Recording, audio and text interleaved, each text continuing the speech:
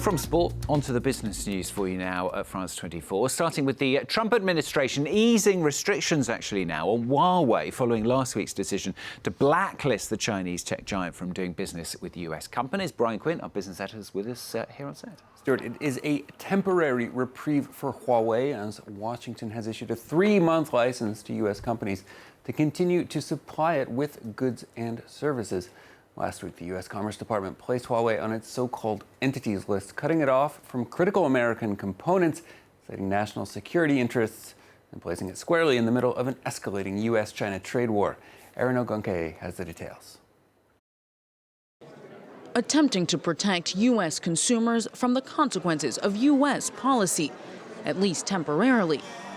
The Trump administration has issued a license that will permit American companies to continue doing business with Huawei for 3 months. Thank you. The temporary general license grants operators time to make other arrangements and the Commerce Department space to determine the appropriate long-term measures for Americans and foreign telecommunications providers that currently rely on Huawei equipment for critical services.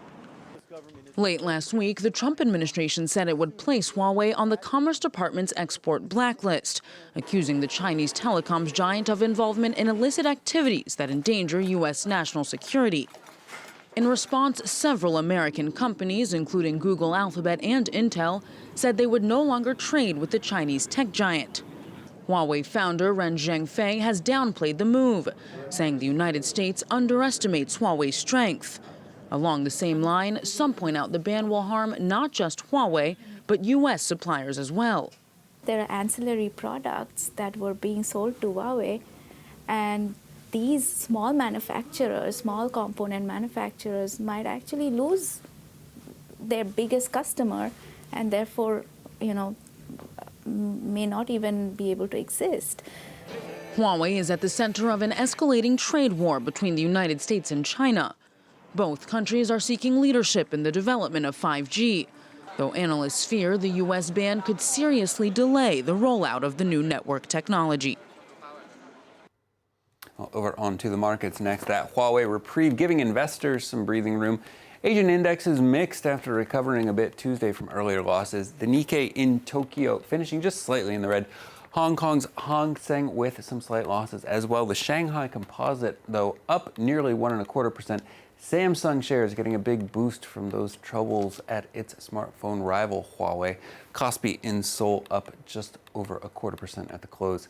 European indexes gaining at the open, led by the banking sector. London up around 1/3%. CAC 40 here in Paris up around 0.25%. Frankfurt DAX up well over 0.5% at the open. Next, Mexico has announced a new plan to withhold taxes from Uber drivers and delivery firms. The 8% value-added tax is expected to take effect on June 1st. It's part of an effort to improve state revenue collection in Latin America's second-largest economy. The measure will not change the contract employee status of Uber drivers, a key point for the ride-hailing firm, as it fights efforts worldwide to force it to treat drivers as employees. Uber's head of Mexican operations hailed the agreement. Here he is.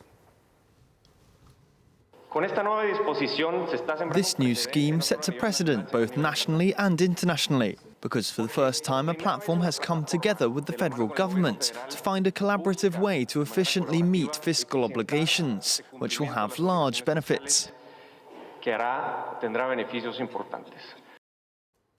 And finally, for business, a number of fossil fuel companies are getting on board with a U.S. carbon tax.